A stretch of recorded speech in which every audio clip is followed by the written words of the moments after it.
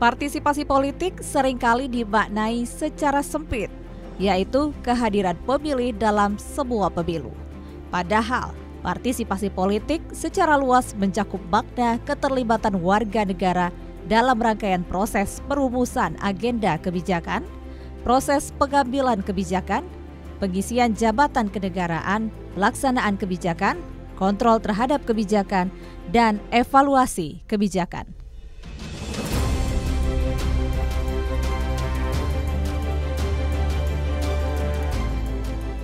Komisi Pemilihan Umum Republik Indonesia menargetkan angka partisipasi pemilih pada pemilu tahun 2024 mendatang di atas 82%. Lalu, mampukah Kabupaten Lahat mencapai target tersebut?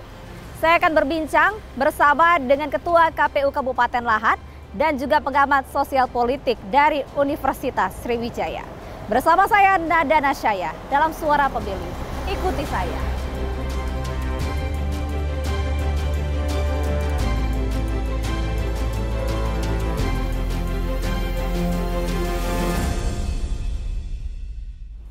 Bagaimana pemilu 2024 nih Kak?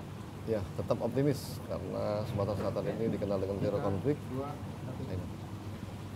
Lahat sukses insya Allah. Ya, halo Bapak-Bapak, sedang santai nih sepertinya Pak. Halo, sehat Pak. Ya, sehat. Wah Pak Silakan duduk. Eka, Ya. Pak Andreas, Pak Eka Ketua KPU Kabupaten Lahat. Pak Andreas nih dari Mana ada? Iya. Pesan dulu lah. Pesan dulu ya. Ini sedang Kopi santai. Lahat insya Allah. Kopi Lahat. Nikmat. Oke, kita pesan dulu ya lo Mbak. Iya. Oh oke. Ya, saya udah tahu sih mau pesan apa. Saya mau pesan kopi Lahat yang paling enak di sini. Ngomong ya Mbak ya. Kopi Bukit Timur. Kopi Bukit Timur, baik, makasih. Wah, senang sekali lagi ngobrol-ngobrol apa sih, saya ikutan ngobrol ya Bapak-Bapak ya. Menarik nih Pak Eka sebagai Ketua KPU Kabupaten Lahat ini Pak. Betul. Pak, gimana antusias masyarakat Lahat ini? Daftar pemilih tetapnya sudah berapa nih? Ada berapa nih Pak di Kabupaten Lahat nih? Antusiasme masyarakat ini sangat sangat terlihat dalam berbagai bagian ya. Mulai dari penyelenggara pemilu tingkat desa kecamatan itu banyak masyarakat Lahat terlibat. Jumlah pemilih saat coklit semua masyarakat itu antusias memastikan mereka terdaftar dalam daftar pemilih tetap. Sekarang di Kabupaten Lahat itu ada 316.650 pemilih dari jumlah penduduk 436.312 penduduk. Betul. Rata-rata jadi memilih ya lebih. Betul. Ya banyak lah kalau 300 dari total jumlah penduduk sekitar 436 ribuan gitu ya Pak ya.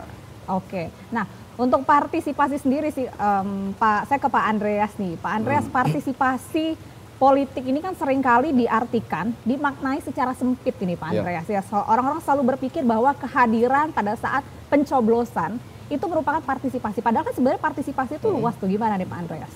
Iya, saya sangat optimis untuk 2024 partisipasi politik khususnya di Kabupaten Lahat, Provinsi Sumatera Selatan akan lebih baik ya. Karena Kabupaten Lahat ini kita lihat juga cukup banyak generasi Z dan generasi milenial yang terlibat ya. Nah, oleh karena itu sepanjang penyelenggara akuntabel, penyelenggara demokratis dan mematuhi aturan yang berlaku, saya pikir mereka bisa menyalurkan hak suara mereka untuk mengikuti pilkada di Lahat ya. Dan kita juga optimis demokrasi di Lahat semakin maju dengan nanti kemungkinan akan muncul beberapa figur calon bupati Lahat yang akan mengikuti kontestasi ya. Dan ini menjadi wadah untuk masyarakat Kabupaten Lahat untuk meningkatkan pendidikan politiknya untuk menunjang kemajuan demokrasi di Indonesia. Oke, baik. Pak Eka, partisipasi tadi ya seperti saya katakan kepada Pak Andreas nih, orang-orang sering berpikir bahwa partisipasi itu tuh dimaknai oleh voter turnout gitu ya, orang-orang yang memang pemilu itu partisipasinya maknanya singkat, yang datang angka partisipasi tinggi. Padahal sebenarnya kalau kita ngomongin partisipasi ini Pak ya, mulai dari pengambilan kebijakan, kemudian pengisian jabatan kenegaraan, pelaksanaan kebijakan, kontrol terhadap kebijakan, bahkan evaluasi kebijakan. Di Kabupaten Lahat sendiri gimana nih Pak Eka? Di Kabupaten Lahat ya, mulai dari peserta pemilu ya yang akan mengambil kebijakan. Rata-rata generasi muda tuh yang jadi caleg. Banyak generasi muda. Hanya beberapa persen itu generasi yang sudah tua. Kemudian keterwakilan perempuan Di Lahat itu 30% keterwakilan perempuan dari caleg insya Allah terpenuhi. Kemudian penyelenggara pemilu yang saya sampaikan tadi, dari tingkat kecamatan sampai tingkat TPS rata-rata anak muda tuh. Jadi banyak. Ketika mendaftar pemilih mereka antusias untuk itu. Dan saat mensosialisasikan berapa pentingnya pemilu, kami melibatkan organisasi masyarakat, organisasi kepemudaan, kemahasiswaan untuk sama-sama mensosialisasikan kepada masyarakat. Begitu juga pemerintah desa yang antusias. Insya Allah kalau 2019 target nasional 77,5%, di Kabupaten Lahat 83% tercapai 2019 kemarin 2019. Sekarang target nasional itu 82% partisipasi masyarakat yang memilih. Saya optimis Lahat bisa minimal sama dengan 2019, yaitu di angka 87 ke atas. 87 ke atas. Mudah-mudahan ya harapannya seperti itu ya. Pak Andreas dan juga Pak Eka, ini kami sebenarnya sudah melakukan riset nih dengan beberapa masyarakat di Kabupaten Lahat terkait dengan partisipasi mereka dalam pemilu nantinya di tahun 2024. Dalam video berikut ini, mari kita simak terlebih dahulu. Pemirsa, tingkat partisipasi masyarakat juga tergantung dengan pemahaman masyarakat tentang pemilu tahun 2024. Lalu, apakah masyarakat di Kabupaten Lahat paham tentang pemilu 2024? Saya akan bertanya langsung dengan beberapa masyarakat di Kabupaten Lahat.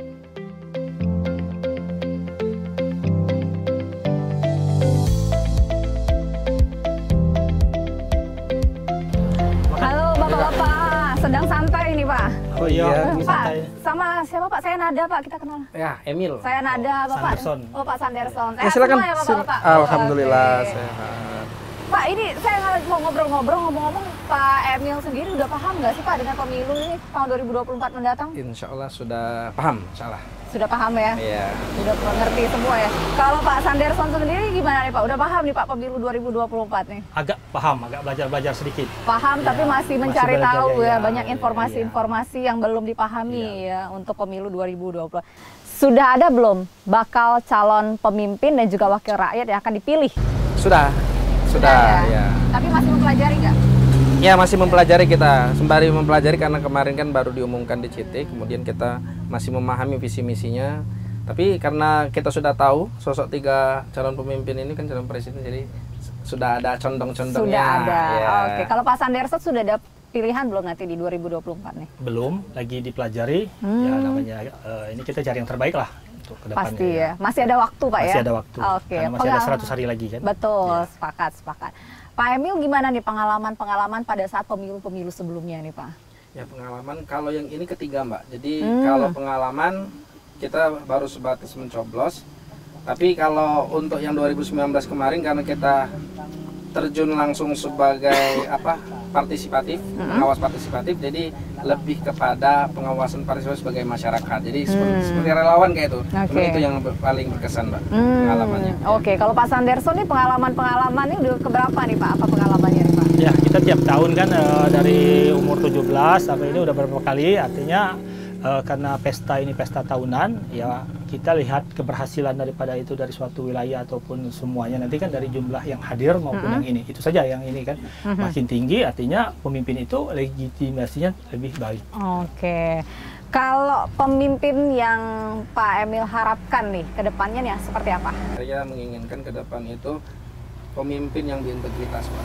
Ya tahu kebutuhan masyarakat, tantangan-tantangan yang dihadapi dengan situasi yang ada, kemudian teladan, kemudian juga bisa mensejahterakan. Ya, Bisa mensejahterakan. Baik. Kalau Pak Sanderson nih apa nih idealnya pemimpin yang Bapak harapkan nanti di 2024? Ya, artinya bisa menjawab tantangan ke depan karena mungkin lebih besar lagi, dan harapan juga kita artinya bisa menyelesaikan masalah-masalah yang mungkin selama ini pelik terjadi. Nah, Oke. itu artinya dia diterima semua elemen lah. Tapi milih ya Pak ya nanti? Iya, di siap 2024? milih. Pak Emil juga milih ya Pak Pasti ya? milih. Oke, baik. Terima kasih Bapak informasinya Ya, semuanya. sama-sama, ya. Saya pamit ya Pak, terima Ya. kasih.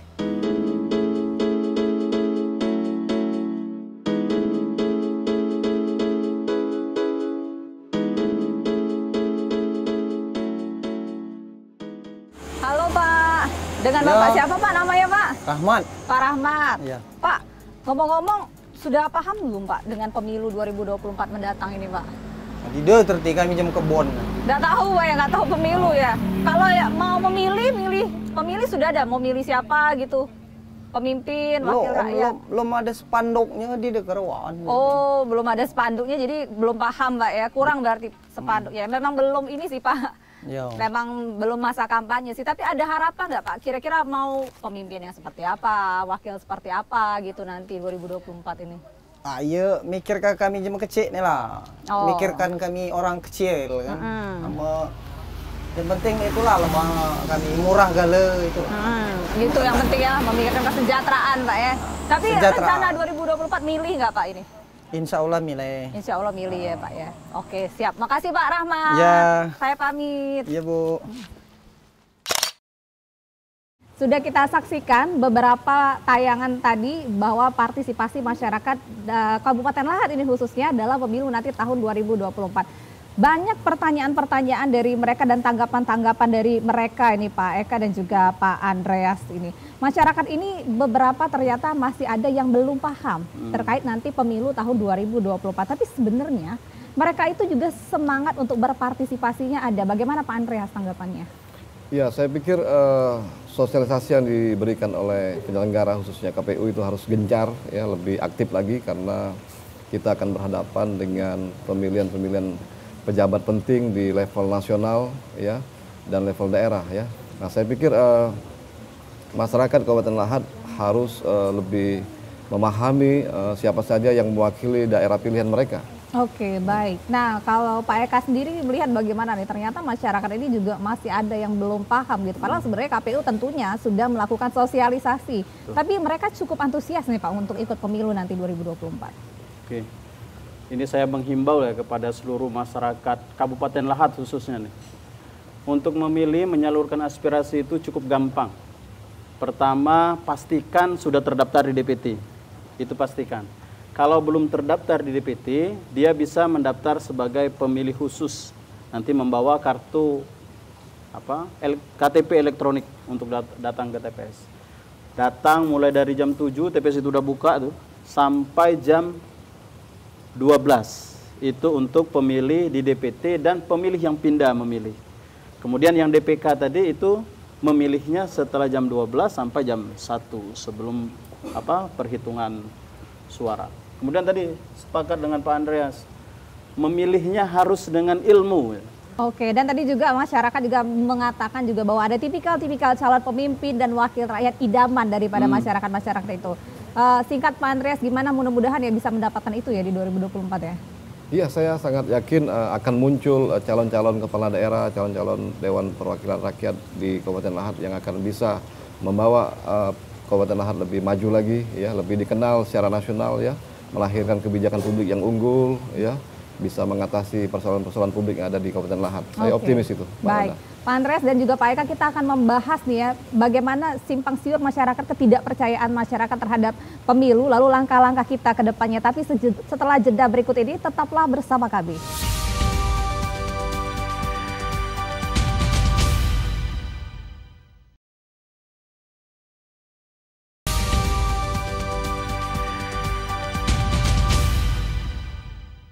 Ya pemirsa, terima kasih Anda masih bersama kami di Suara Pemilih. Masih bersama dengan Pak Eka, Ketua KPU Kabupaten Lahat, dan juga Dr. Andreas Leonardo, pengamat sosial politik dari FISIP Universitas Sriwijaya. Saya ke Pak Andreas ini, Pak Andreas. Ya. Beberapa riset ini menemukan bahwa terdapat kecenderungan ini masyarakat itu cenderung frustasi gitu dalam tanda kutip ya. Frustasi dan juga enggan berpartisipasi, ada kelesuan berpolitik untuk menjalankan kedaulatannya karena hal ini disebabkan masyarakat merasa aspirasinya tidak terakomodasi pasca pemilu. Bagaimana pendapat Pak Andreas? Iya, saya pikir itu harus dijadikan pengalaman buruk di dalam pemilu ya. Nah, namun untuk ke depan, karena tadi sudah kita bicarakan bahwa data pemilih milenial ini cukup banyak ya, saya yakin anak-anak muda Indonesia, anak-anak muda Provinsi Sumatera Selatan, khususnya Kabupaten Lahat itu lebih cerdas untuk 2024 ya. Tapi sebenarnya kalau kita berkaca dari data KPU Kabupaten Lahat, sebenarnya partisipasi cukup tinggi ya. Tapi tidak menutup kemungkinan karena ke depan 2024 nih Gen Z dan Gen milenial nih tinggi nih, yang otomatis otaknya semakin canggih dan juga semakin kritis nih. Pendidikan pemilu seperti apa nih dari Kabupaten Lahat nih? Apa Gen Z yang seperti disampaikan Pak Andreas itu di Lahat itu 51% lebih itu. Jadi penentu sekali itu. 51% DPR itu harusnya dipilih oleh Gen Z dan generasi milenial. Nah, target sosialisasi KPU Lahat itu bertumpu sebenarnya pada generasi milenial dan Gen Z ini. Salah satu contoh nih yang saya pakai nih, pemutaran film Kejarlah Janji. Nah, di film ini kita menggugah masyarakat melalui pendidikan pemilih lewat film. Di sini ada 3 karakter anak muda merepresentasikan karakter anak muda Gen Z dan generasi milenial yang ada di saat sekarang ini. Sebentar, KPU dari Kabupaten Lahat sendiri sebenarnya ada survei tidak Pak? Atau ada riset-riset nggak yang mengatakan bahwa memang pemilih pemula ini sudah cukup antusias juga untuk partisipasi? Karena partisipasi ya kita ngomonginnya ya. Kalau riset langsung kita belum ya, tapi kalau dari kegiatan itu sebagian besar kegiatan sosialisasi kita itu yang terlibat itu generasi-generasi milenial Gen Z ini, baik itu di sekolah, kemarin di pesantren, di kampus, termasuk kirap pemilu 2024, kita keliling kirap seluruh kecamatan, 24 kecamatan yang ada di Kabupaten Lahat itu, anak-anak muda tuh yang ikut. Harapan kita seperti itu semuanya ya. Oke Pak Andreas, tapi ya ada juga riset ini Pak Andreas yang mengatakan bahwa beberapa kelompok menekan ada agar masyarakat itu lebih memilih tidak memilih gitu. Ya. Ada memang organisasi-organisasi atau ada memang oknum-oknum gitu. Riset-riset menentukan itu ada tuh Pak Andreas. Gimana nih Pak Andreas? Iya, saya pikir itu adalah ajakan buruk ya, negatif untuk kualitas demokrasi Indonesia. Harus dilawan itu. Anak-anak muda di Lahat mungkin bisa melihat atau mendengar atau menyimak kembali pesan daripada Bapak Presiden kita Profesor Dr. Habibie ya. Beliau mengatakan siapa lagi yang akan memimpin negara ini kalau bukan anak-anak muda Indonesia sendiri ya. Nah, oleh karena itu katakanlah pemilu 2024 ini pengalaman pertama Anda sebagai voter, sebagai pemilih, tetapi mungkin 2029 Anda bisa menjadi calon yang akan dipilih. Jadi kata kuncinya siapa lagi yang akan memimpin Kabupaten Lahat kalau bukan anak-anak muda yang sedang belajar atau sebagai mahasiswa hari ini ya, mereka akan menjadi penerus pemimpin daerah ya. Baik, Pak Andreas dan juga Pak Eka, kami juga sudah menghimpun beberapa pertanyaan-pertanyaan dari warga Lahat. Kita simak pertanyaan-pertanyaan dari masyarakat Lahat berikut ini terlebih dahulu.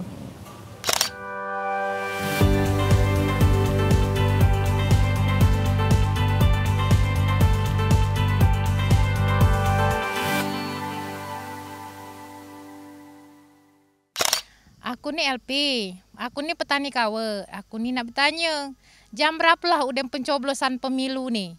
Kalau lah udem, aku nih pacet nak ke kebun, nak balik mutek kawu lagi. Nama aku Rido. Pak, kami ini nak bertanya Pak, yang katanya pemilih cerdas itu yang luk mana Pak? Kan dek milih pemimpin rakyat nih. Karena kami ini belum keruan Pak, kami ini nak terbukti, tolong tunjukkan kami Pak, cak mana pemilih cerdas itu Pak. Terima kasih. Iya, masyarakat Kabupaten Lahat ini mempertanyakan beberapa pertanyaan ya pemirsa. Ada pertanyaan bagaimana kami bisa cerdas memilih pemimpin dan wakil rakyat agar kami tidak salah pilih. Dan juga kami adalah petani, adakah waktu untuk memilih sampai pukul berapa? Mungkin ke Pak Eka terlebih dahulu ya, gimana nih Pak Eka? Tadi sudah sempat saya singgung ya. Untuk memilih pastikan latar belakang orang yang dipilih. Kemudian pastikan kita tahu visi misinya. Jadi memilih itu karena ilmunya tadi, harus memahami siapa yang akan dipilih, visi misinya apa, keberpihakannya kepada rakyat seperti apa. Saya juga menghimbau kepada peserta pemilu, tinggalkanlah cara-cara berpolitik yang tidak baik gitu, terutama money politik, black campaign dan lain sebagainya. Yang bisa memilih di pagi hari mulai dari jam 7 silakan datang ke TPS pagi-pagi lebih baik. Paling lambat itu sampai jam 1 tuh. Kalau belum terdaftar di DPT, nanti bisa mendaftarkan diri sebagai pemilih DPK, daftar pemilih khusus. Tapi milihnya setelah jam 12. Kemudian yang tidak bisa memilih hari itu bisa pindah memilih ke TPS tempat dia kerja atau di mana. Yang penting kita sudah terdaftar di DPT, kalau belum terdaftar, daftarkan diri menjadi DPK. Oke, baik. Pak Andreas, gimana nih bagaimana cara memilih yang cerdas ya untuk pemimpin dan juga wakil rakyat di tahun 2024 seperti pertanyaan tadi? Iya, sekali lagi siapapun voter itu ya, baik teman-teman kita petani, pedagang ya, ASN ya, saya pikir pemimpin yang harus kita pilih adalah pemimpin yang bisa membawa Lahat lebih maju ya. Kabupaten Lahat adalah kabupaten yang cukup kaya di Sumatera Selatan dengan gas bumi, apa namanya, batu bara ya, perkebunan ya, dan lain-lain. Ini sangat memberikan kontribusi nyata bagi masyarakat kalau dipimpin oleh pemimpin yang tepat dan memiliki ilmu terhadap kebijakan publik yang harus dibuat. Bagaimana masyarakat ini bisa mempelajari Pak Andreas di tengah banyaknya nama-nama calon ini gitu ya, kalau wakil rakyat tentunya banyak. Apakah mungkin mereka sudah memahami nih perbedaan sendiri nih, yang mana yang DPRD, DPR RI, DPD, sudah paham nggak kira-kira mereka ini Pak? Iya, memang banyak sekali yang akan kita pilih ya, Presiden, DPR, DPRD, DPD ya. Tetapi yang paling penting ada 3 indikator yang harus diperhatikan masyarakat ya. Biasanya masyarakat itu melihat popularitasnya ya. Popularitas ini dalam hal peran dan jasa sosialnya di dalam masyarakat ya, sehingga mereka populer begitu kan. Yang kedua yang dilihat oleh masyarakat itu saya pikir harus mengedepankan tentang kapabilitas, kemampuan bekerja, pengalaman kerjanya ya. Dan yang ketiga adalah elektabilitas, alasan apa yang menuntun kita untuk memilih mereka ya. Ini terkait dengan visi dan misi. Melihat track record gitu ya kalau kata Pak Andreas. Oke, kalau Pak Eka dari KPU sendiri menyediakan nggak nih media-media untuk publik ini tahu gitu siapa yang akan mereka pilih nantinya gitu? Mulai dari tanggal 28 November sampai 10 Februari 2024, 28 November 2023 ini sampai kampanye ya. Ya, di masa kampanye itu para peserta pemilu itu, yaitu caleg, partai politik, calon presiden dan wakil presiden, mereka akan menyampaikan visi misinya. Mereka akan menyampaikan latar belakangnya. Mereka akan menyampaikan track recordnya. Nah, disitulah masyarakat harus antusias untuk memperhatikan tuh, mendengarkan, membaca, kemudian menonton mungkin, lalu menilai. Kemudian harus diputuskan dengan hati nurani yang baik, ya hati nurani yang baik dengan ilmu yang kita miliki tadi, dengan pengetahuan lah ya tentang latar belakang yang akan kita pilih, maka pilihlah yang terbaik dari mereka tersebut. Profilnya dibuka secara transparan nggak di website KPU Lahat? Profilnya kita buka. Jadi masyarakat itu bisa membuka seluas-luasnya siapa nih mereka ini. Dari partai apa, siapa, kemudian tujuannya apa, nanti dia bisa memastikan itu. Jadi kayak gitu. Jadi sudah ada tempat gitu ya, sudah ada media disediakan oleh KPU gitu ya untuk para masyarakat untuk mempelajari gitu ya Pak ya. Mempelajari secara positif lah bagaimana latar belakang dari para calon-calon ini, khususnya calon legislatif gitu Pak ya. Oke, Pak Andreas, waktu yang cukup panjang selama masa kampanye ini cukupkah menurut Bapak untuk mempelajari para calon-calon wakil rakyat dan juga para calon pemimpin ini? Ya, sekarang bulan November ya, Pilpres bulan Februari, insya Allah Pilkada serentak itu bulan September Pak ya, atau enggak November begitu kan? September atau November. Ya, artinya ini cukup panjang dan bisa menjadi literasi bagi masyarakat atau pemilih ya. Namun saya pikir tidak hanya mengandalkan sosialisasi dari KPU ya, tapi juga masyarakat harus dengan kesadaran sendiri membangun literasi digital diri sendiri begitu ya, dengan melihat aturan-aturan yang ada yang gampang diakses di internet dan lain-lain ya. Apalagi Lahat didominasi dengan pemilih pemula, saya pikir kesempatan untuk mendapatkan ilmu dan pengetahuan yang disampaikan Pak Eka tadi itu sangat terbuka. Ini menarik ini ya, kita masih ngobrol tentang partisipasi. KPU Pusat ternyata mengeluarkan indeks partisipasi pemilu untuk tahun 2024 ya Bapak-Bapak ya. Ini akan kita bahas ini pemirsa, tetaplah bersama kami.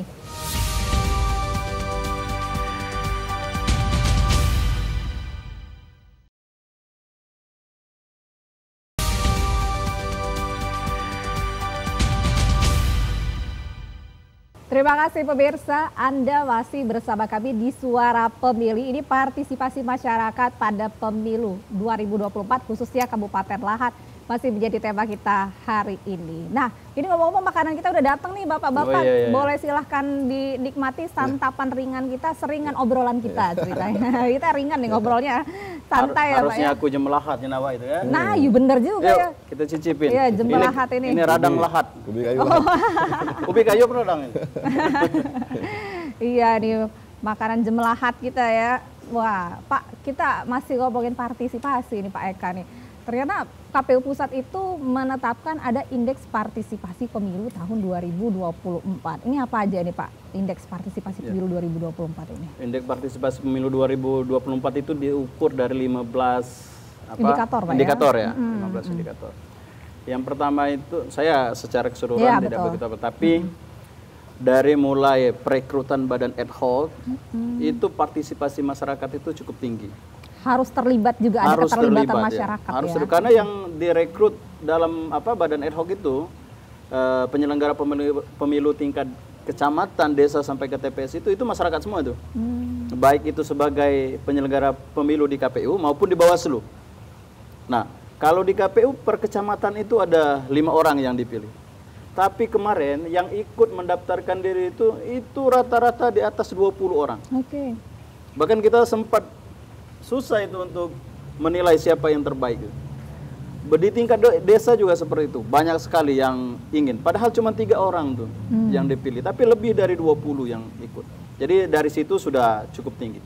Kemudian pada saat coklit, ini mereka memastikan bahwa sudah terdaftar di DPT sebagai pemilih. Itu juga sangat antusias. Yang mencoklit juga masyarakat sendiri. Yaitu warga yang mendaftarkan diri yang di desa itu. Itu juga cukup tinggi. Jadi hampir seluruhnya saya yakin sudah terdaftar di DPT. Karena DPT itu per 14 Februari mereka 17 tahun, itu insya Allah sudah terdaftar semua di DPT. Jadi sudah sejauh itu. Kemudian sosialisasi kita melibatkan masyarakat juga, kemudian di media sosial. Setiap informasi yang kita upload di media sosial kita selalu banyak yang menanggapi, banyak yang merespon dengan men-share atau memforward berita-berita tersebut. Saya yakin partisipasi di masyarakat. Nanti kita pastikannya itu di pemilu yang terakhir kan, partisipasi memilih. Ya seperti tadi, kalau nasional targetnya 82%, saya optimis tuh masyarakat Lahat nih galak-galak milih. Masyarakat ini pintar kali, jadi insya Allah mereka akan memilih. Target 82% itu sudah tercapai di 2019. Betul. Jadi kalau 2024 nih, saya yakin di atas 87%. Amin, mudah-mudahan ya Pak ya. Masyarakat Lahat jangan milih. Ya, kira-kira gitu. Udah diomongin nih sama Pak Ketua KPU Kabupaten Lahat nih, jangan tidak memilih gitu. Oke. Nah, ke Pak Andreas nih, Pak, tadi sebenarnya ada 15 indikator ya dalam indeks partisipasi pemilu yang ditetapkan oleh KPU Pusat. Ada 3 dimensi ini Pak ya, 3 dimensi kategori dalam menetapkan indeks partisipasi pemilu. Yang pertama adalah proses persiapan pemilu, kemudian proses penyelenggaraan pemilu, lalu yang ketiga adalah partisipasi dalam proses pasca penyelenggaraan pemilu gitu. Keterlibatan masyarakat di sini, ini menurut Pak Andreas nih bagaimana? Iya. Saya pikir 3 tahap itu akan menjadi sempurna ya kalau didukung oleh para aktor-aktor demokrasi. Ya. Dalam bahasa teori, aktor demokrasi itu tidak hanya penyelenggara pemilu, ya, tetapi juga ada aktor lain, misalnya masyarakat itu sendiri, ya, yang kedua media massa, ya, NGO atau LSM, ya, dan juga organisasi yang lainnya, ya, dan juga peserta, ya, begitu kan. Jadi kita juga tidak bisa serta-merta semua tanggung jawab ini dibebankan kepada KPU, tetapi kalau ingin demokrasi ini berkualitas secara sempurna, ya, itu harus melibatkan aktor-aktor demokrasi. Nah, untuk itu di samping persiapan, ya, pelaksanaan dan pasca, yang paling penting adalah bagaimana semua aktor ini memiliki kesadaran diri, ya, untuk membangun demokrasi ini lebih baik. Ya, Indonesia sudah melaksanakan 5 putaran pemilu ya sejak reformasi begitu kan. Nah, mudah-mudahan di putaran yang ke-6 di tahun 2024 ini menjadi kunci keberhasilan untuk kita menggapai 100 tahun Indonesia ya. Oke, kebijakan hukum atau kebijakan publik yang seperti apa nih Pak Andreas yang diperlukan untuk meningkatkan kesadaran hukum warga negara ini untuk menggunakan hak pilihnya? Iya, saya pikir masyarakat harus memahami sekali lagi bahwa jati diri orang Lahat, ya, jati diri Kabupaten Lahat. Kabupaten Lahat sudah saya singgung tadi di awal adalah kabupaten yang sangat kaya dengan sumber daya alam, ya, juga dominan dengan sumber daya manusia. Ya, nah ini menjadi kekuatan jika kita memutuskan untuk tidak ke TPS atau bergabung dalam golongan putih, golput, itu saya pikir akan rugi bagi masyarakat, rugi bagi daerah dan bagi bangsa dan negara. Nah, oleh karena itu kesempatan 2024 ini jangan sampai kita atau bergabung dalam golput, ya, dalam kelompok golput, tetapi sebagaimana saya sudah sampaikan tadi, siapa lagi yang akan memimpin Lahat, ya, siapa lagi yang akan memimpin Sumsel, siapa lagi yang akan memimpin Indonesia kalau bukan kita, khususnya anak-anak muda Indonesia saat ini, ya. Oleh karena itu, mari kita bersama-sama membantu menyukseskan pemilu yang damai ini. Iya, mari kita sama-sama, ya, tugas kita bersama gitu. Betul. Ya Pak Andreas, ya, makanya kita berbincang di Suara Pemilih hari ini juga adalah sama-sama suara pemilih, suara rakyat, khususnya Kabupaten Lahat ini sama-sama kita berjuang untuk mensukseskan angka partisipasi pemilu di tahun 2024 mendatang.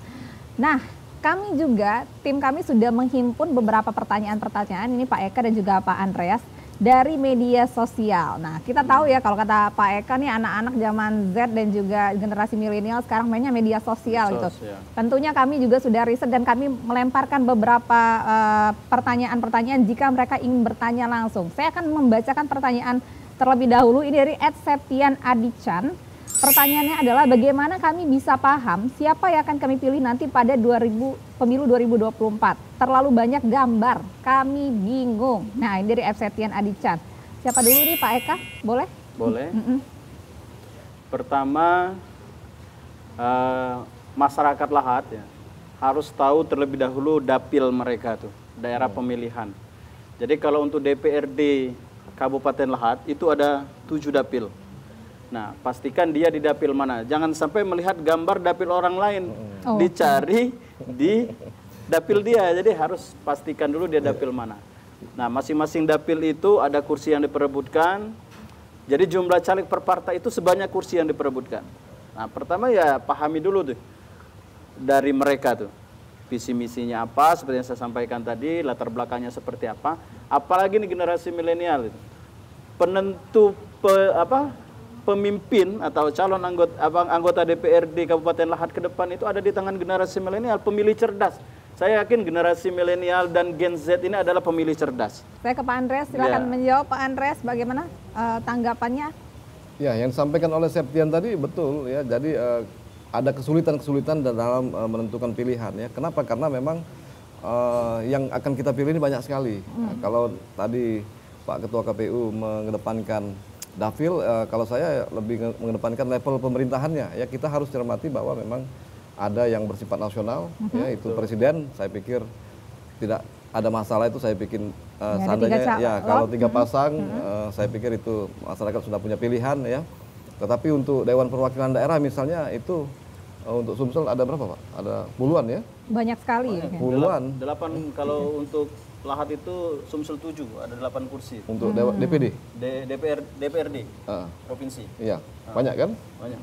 Belum lagi DPD, Dewan Perwakilan Daerah, ya. Iya. Ada puluhan juga yang akan mewakili Sumsel untuk nanti diambil 4 orang di level nasional, ya. Nah, ini sejauh mungkin, sedini mungkin itu harus dikenali saat ini, Mbak Nada. Oke, baik. Ini ada pertanyaan kedua dari @weni.09. Siapa yang bisa menjamin tidak ada politik uang dalam pemilu nanti? Apa langkah KPU untuk mengatasi ini? Oke, Pak Eka lagi nih. Hai. Tadi saya sudah menghimbau, jadi memilihlah dengan cerdas, ya kan. Kalau ditawari orang uang, money politik, tolak, ya. Tolak, jangan ada tawar-tawaran lagi kalau orang menawari uang. Tapi apa visi misinya, apa yang akan dia perjuangkan untuk rakyat Indonesia, untuk rakyat Kabupaten Lahat. Kemudian yang bisa memastikan tidak ada money politik adalah pemilih dan peserta pemilu. Ya, KPU sudah mensosialisasikan, sudah menghimbau kepada peserta pemilu untuk tidak melakukan hal tersebut, money politik. Kemudian Bawaslu yang mengawasi dalam pelaksanaan penyelenggaraan pemilu itu, dia juga pasti, ya, Bawaslu pasti akan mengawasi tidak ada yang namanya money politik. Tapi yang paling berperan adalah peserta pemilu dan pemilih. Oke, baik Pak Andreas, bagaimana Pak menanggapinya? Ya, kalau money politik kan uangnya sedikit ya. Paling berapa itu, Pak?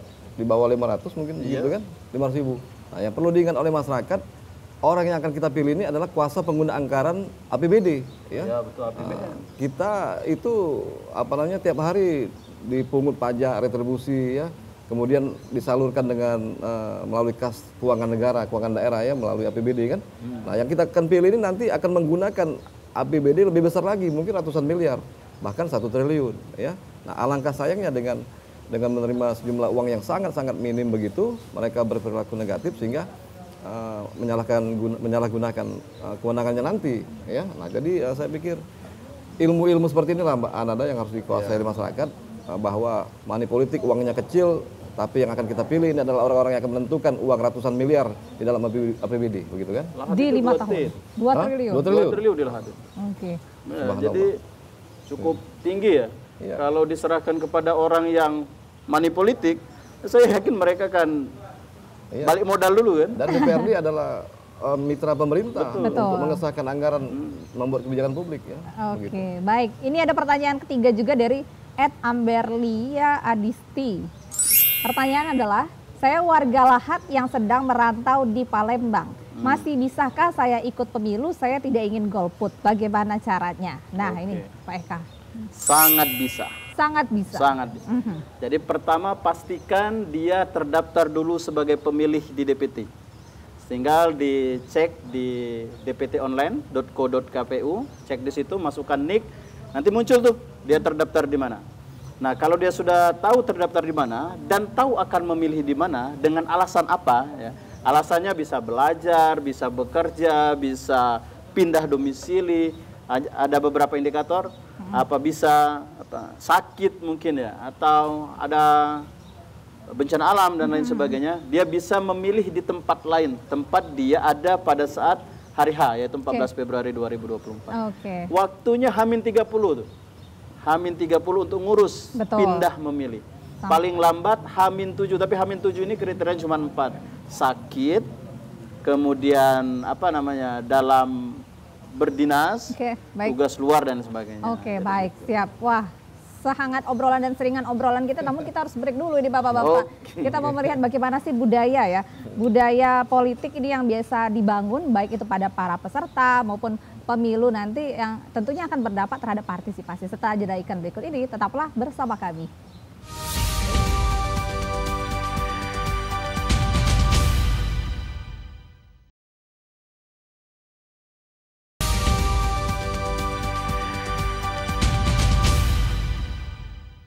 Ya pemirsa, Anda masih bersama kami di Suara Pemilih hari ini. Bagaimana angka partisipasi nantinya di tahun 2024 untuk masyarakat Kabupaten Lahat.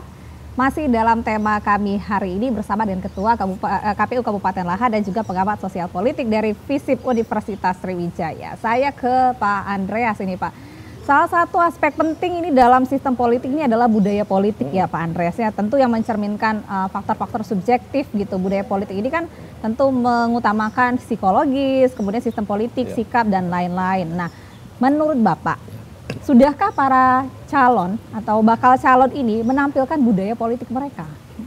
Ya, secara jujur bisa kita katakan belum begitu maksimal ya. Masih kultur-kultur untuk dalam konsep simultan ya, artinya sementara untuk kemenangan saja ya.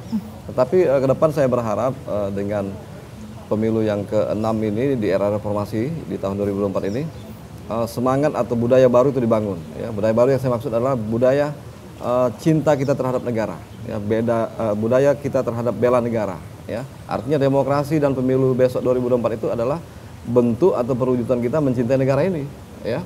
Harus kita bangun itu Mbak Ananda. Oke, baik. Nah, kalau Pak Eka sendiri budaya di Kabupaten Lahat tentunya berbeda ya. Setiap tempat tuh budaya berbeda. Budaya politik di Kabupaten Lahat sendiri ini bagaimana Pak? Dan juga bagaimana untuk mendongkrak partisipasi ini dengan budaya ini? Sebenarnya budaya pemilu ya, budaya politik itu yang pasti yang harus bisa membangun itu terutama pemerintah daerah. Peran serta pemerintah daerah dalam pendidikan politik itu sangat dibutuhkan. Karena pemerintah daerah punya sarana untuk itu. punya lembaga pendidikan, punya perangkat sampai ke tingkat desa, kecamatan. Harus disadarkan masyarakat bahwasanya pemilu itu lagi-lagi itu bukan hanya memanfaatkan momen sesaat. Jadi rata-rata masyarakat itu masih berpikir momen sesaat ini pemilu loh, kita kayaknya dapat apa ya, dalam tanda kutip tuh uang kecil lah ya. Tapi menggadaikan nasib daerahnya, nasib bangsanya, nasib mereka di 5 tahun yang akan datang. Itu sangat disayangkan. Nah, ini harus disadarkan tuh masyarakat. Saya sangat berharap peserta pemilu itu melupakan yang namanya politik yang tidak baik, politik yang tidak sehat. Mari kita didik masyarakat itu dengan nilai-nilai yang kebaikan. Jadi mari kita berpolitik itu untuk mendidik masyarakat. Ayo kita berpikir untuk kebaikan ke depannya juga. Bukan hanya untuk 100-200 ya. Kalau bahasa yang sekarang itu lagi ngetren tuh pinjam 100 ya, agar silaturahmi tidak terputus. Itu. Kalau bisa itu tolong hindari ya, namanya money politik, tolong ya, saya himbau banget tuh kepada peserta pemilu. Budaya-budaya seperti itu yang harus diciptakan. Betul, gitu ya Pak ya. Betul. Ada lagi nih, satu lagi. Budaya siap menang dan siap kalah. Oke. Itu sangat penting. Jangan sampai setelah pemilu tuh dimensi yang terakhir tadi pasca pemilu tadi kan. Setelah pemilu ribut, konflik. Kalau dilihat itu ya, biasanya anteng-anteng aja sebelum pemilu tuh anteng. Ketika pemilu itu agak panas sedikit. Pascanya malah kadang-kadang bentrok tuh. 2018 sempat berdarah-darah lah kejadian pilkada 2018 ya. 2018 sempat berdarah-darah. Kalau untuk pemilu relatif tidak ada masalah lah, insya Allah relatif tidak ada masalah. Jadi tolong peserta pemilu, terutama nanti di pilkada, kalaupun tidak menerima hasil dari pemilu tersebut, lakukan jalan konstitusional, yaitu ada lembaga tersendiri, Mahkamah Konstitusi, untuk menyampaikan aspirasi tersebut. Oke, baik. Saya mau bertanya lagi ke Pak Andreas, ini berdasarkan hasil riset. Sebenarnya banyak juga nih riset ya Pak Andreas, saya menjelaskan bahwa pemilih yang menggunakan hak politiknya ternyata tidak semata-mata didasarkan pada kesadaran dan keaktifan pemilih ini Pak. Sebenarnya terdapat unsur-unsur mobilisasi ini yang dilakukan gitu oleh partai politik atau para kandidatnya, misalnya dengan menggunakan strategi pembelian suara gitu kan, atau mobilisasi birokrasi dan lain-lain. Ini bagaimana nih Pak? Atau ujaran kebencian juga gitu. Itu gimana nih Pak Andreas? Iya, memang kontestasi politik ini kan keluarannya adalah kemenangan politik ya, atau mendapatkan kursi lah, mendapatkan kekuasaan ya. Tetapi sekali lagi jalan yang dibangun adalah pendidikan politik ya. Artinya semua elemen harus menyadari itu, jangan sampai ada penyalahgunaan kewenangan ya. Untuk ASN saya pikir jelas nanti Pak Ketua KPU akan menjelaskan lebih lanjut bahwa harus netral ya di dalam proses pemilu ini. Nah, dengan demikian kita berharap siapapun yang menang ini memang murni kemenangan ya. Jadi suara kemenangan ini adalah suara rakyat ya. Artinya kekuasaan ini adalah kedaulatan rakyat begitu kan. Tidak ada intervensi atau campur tangan pihak-pihak tertentu ya. Harusnya seperti itu ya Pak ya. Kalau ini Pak Eka dari KPU sendiri nih ya, sosialisasi yang dilakukan ini lebih banyak di mana sekarang? Masih zaman nggak sih Pak? Maksudnya sosialisasi mengajak door to door atau lebih ke konten media sosial sekarang dengan kondisi zaman saya seperti ini? Kalau khusus Kabupaten Lahat karena masih beragam ya latar belakang, pendidikan, usia dan lain sebagainya. Kita masih gunakan semua metode. Semuanya Pak ya. Door to door melalui perangkat kita di desa, di kecamatan itu tetap kita lakukan. Media sosial kita galakan, forum-forum terbuka seperti kirap pemilu, kita keliling ke seluruh desa dan kecamatan di Kabupaten Lahat, hampir seluruh ya. Itu program nasional sebenarnya, kirap pemilu itu. Dari Sabang sampai Merauke, semuanya melakukan itu, termasuk Lahat. Kemarin ada 1 minggu, kita mensosialisasikan berapa partai politik, kapan waktu memilih kepada masyarakat gitu. Itu kita lakukan semua. Melalui lembaga-lembaga pendidikan juga kita lakukan. Melalui organisasi-organisasi kemahasiswaan, kepemudaan, organisasi masyarakat dalam setiap kegiatan mereka atau mereka kita undang di kegiatan kita juga kita lakukan. Melalui pemerintah daerah dan instansi terkait juga kita menghimbau agar mari kita mempunyai persepsi yang sama. Bahwasanya pemilu ini bukan tanggung jawab kami KPU dan Bawaslu sebagai penyelenggara teknis dan sebagai pengawas pemilu, tapi tanggung jawab seluruh lapisan elemen masyarakat. Baik itu pemerintah daerah, kepolisian, TNI, media itu yang paling penting nih, yang bisa memframing kualitas pemilu kepada pemilih dan kepada masyarakat umum itu kawan-kawan media. Gitu. Jadi mari kita sama-sama mensukseskan pemilu 2024 dan pilkada juga nanti di 2024, khususnya di Kabupaten Lahat. Oke, nah Pak Andreas, himbauan untuk masyarakat, kemudian harapan-harapan Pak Andreas sendiri untuk pemilu 2024 khususnya untuk partisipasi pemilu. Iya, saya berharap kita semua semakin menyadari bahwa kemajuan bangsa dan negara ini tergantung pada pendidikan kita. Ya. Pendidikan kita tidak hanya pengetahuan di bangku formal, tapi kemampuan melakukan analisa politik bagi kemajuan bangsa ini. Ya. Indonesia ini adalah negara yang sangat menjanjikan untuk menjadi negara maju, ya khususnya di tahun 2045. Ya. Saat ini para pemilih, para voter adalah anak-anak muda, adik-adik kita yang katakanlah generasi Z, ya yang lahir di tahun 98 sampai 2012, ya punya kesempatan pertama untuk memilih. Ya. Nah kesempatan ini jadikanlah pengalaman untuk kalian menjadi pemimpin bangsa di Indonesia. Ya. Nah mari aktif dimanapun kalian berada untuk melakukan pilihan ini. Ya. Karena kalian adalah pemimpin masa depan. Ya, siapa lagi akan memimpin Kabupaten Lahat kalau bukan kalian? Nah, oleh karena itu tunjukkanlah sikap dan kecerdasan kalian dalam memilih. Ya. Mungkin elit belum dewasa, tapi kalau pemilih dewasa saya pikir akan dapat sebuah stimulasi yang sangat berarti untuk kedepannya, begitu kan? Baik. Pak Eka, singkat saja himbauan untuk masyarakat, Pak, agar tidak golput. Kepada seluruh masyarakat Kabupaten Lahat, hakikat kita hidup di dunia ini adalah memilih. Jadi memilih itu kewajiban, ya, bukan kalau konstitusi itu hak, ya. Tapi kalau sebagai manusia itu kewajiban, memilih yang baik atau memilih yang buruk. Kalau kita sudah punya pilihan, harus kita pilih yang terbaik dari sekian banyak pilihan yang bisa kita pilih. Yang pasti jangan golput Jemaah Lahat.